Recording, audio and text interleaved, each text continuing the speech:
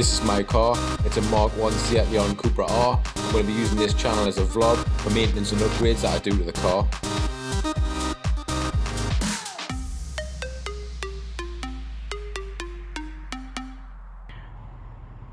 So I'm just going to give you a little walk around the car now. And as I mentioned before, it's a 2004 SEAT Leon Cupra R. It's a 225 model.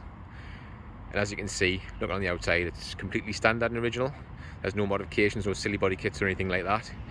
If I just move in a bit, first thing we'll have a look at is the wheels. So I've got the standard 18-inch wheels with the Brembo calipers behind, as you can just see there.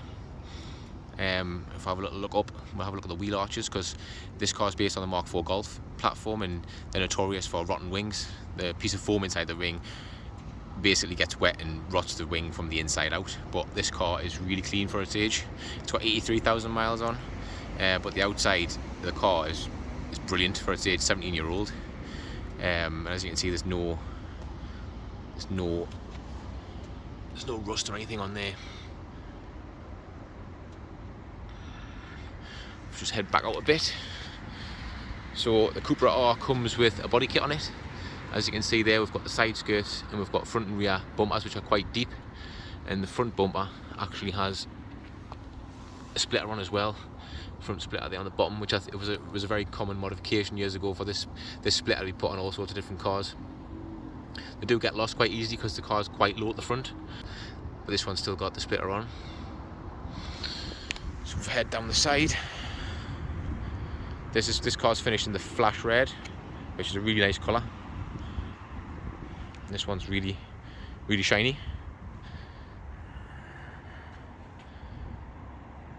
Just head to the back of the car now. As you can see, totally original again, original aerial, wiper, badging. We've even got the original exhaust still on, although I do have a Cobra exhaust to go on this week. It's a Cobra catback, because as you can see there, you can probably just see like the original one there is still on the car, but it's actually hanging off and it's quite rusty underneath, so it could do with a change, so that'll be getting changed this week.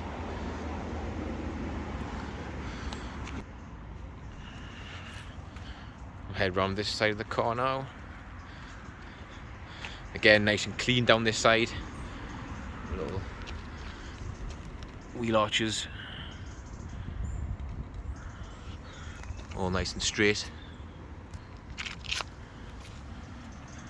Great looking cars these for their age.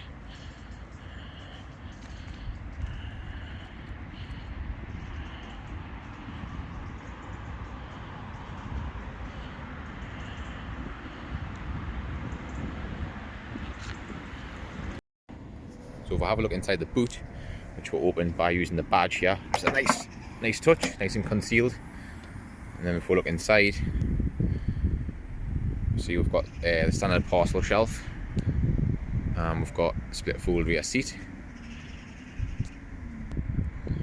We've got underneath the carpet under here, we've got a spare wheel, car ID sticker. It's all pretty clean under here as well. We've got this nice little hook on here, which you can actually hook on your the carpet and for when you're getting out the spare wheel. So I'm just going to go over some of the interior features of the car now. We'll start over on the right hand side here on the driver's side door.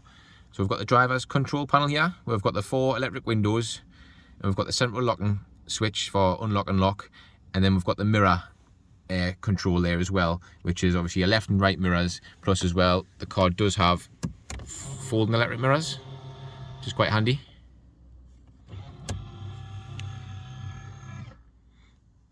So if we move over here to the dashboard area, we've got the original steering wheel here on the Cupra R, which has got the R badging at the bottom, and it's got the red stripe at the top. A common thing that happens to all these steering wheels is they're actually black, but as they age and the wear, there's like a red lining underneath the black, and that kind of comes through, as has happened to this one. But I'm going to be treating this and trying to make it look like new in a future video, so we'll see how that goes in the future. So we've got the red dials behind. You can just see that there. And then one of the non-standard things in this car is the boost gauge here, which, as you can see straight away, I don't like it because it doesn't match the original dials. The original dials are red, and for some reason someone's put a really bright, which is really bright at night, a really bright blue boost gauge in. So I'll be changing that probably to one with a white face, or maybe with that lights up with red numbers or something like that, just to try and match the dials. And if we move over to the middle of the dash, we've got where illuminated vents, and then we've got a cup holder here, just slides out. And we've got our hazard switch and my rear demister, and then we'll have actually the factory original radio, which actually does have a tape player. Don't often see them these days. And then below that, we've got the climate control system, which actually works really well in this car. Ice cold it is, which is always a good sign. And underneath that, we've got an ashtray. You can just see that there. Then moving backwards, we've got the Cupra R gear knob. Again, same problem with the gear knob. The red's wearing and coming through. So it should all be black leather, but obviously we can see the red. And then behind that, we've got the red stitching on the handbrake. So it's like black leather with red stitching to match the red stitching on the black seats. And then we've got a couple of buttons here on the center console. So we've got one for the ESP, turn that off, and we've got one for the fuel flap.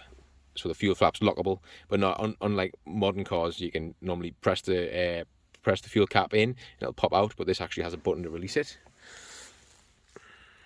And then we've got a few cubby holes here, and that rear ashtray at the back.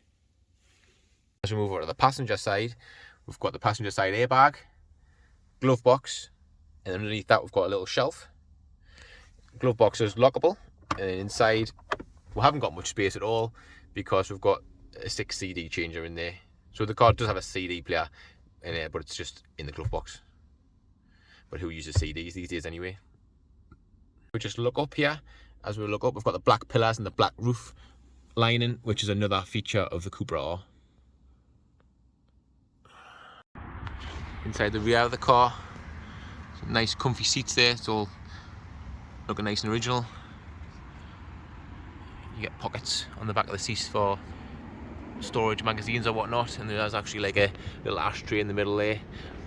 Not too much in the back. I mean, we do have rear electric windows there, but it's quite a nice place to be.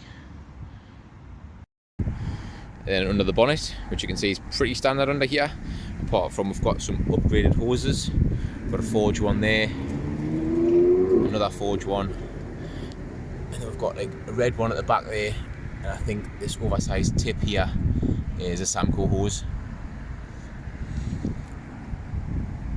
One thing I do need to change is the vacuum hose here for the boost gauge, because that's blue and I don't like that. That needs to be black.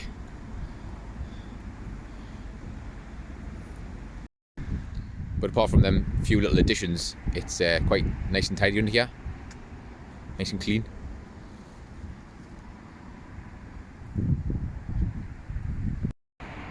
Well, that's it for this video. Thanks for watching. I'm going to try and put out more videos on the car, on different jobs and things that I do and upgrades and that. So please like the video and subscribe. I'm going to try and build this channel up. Thanks very much.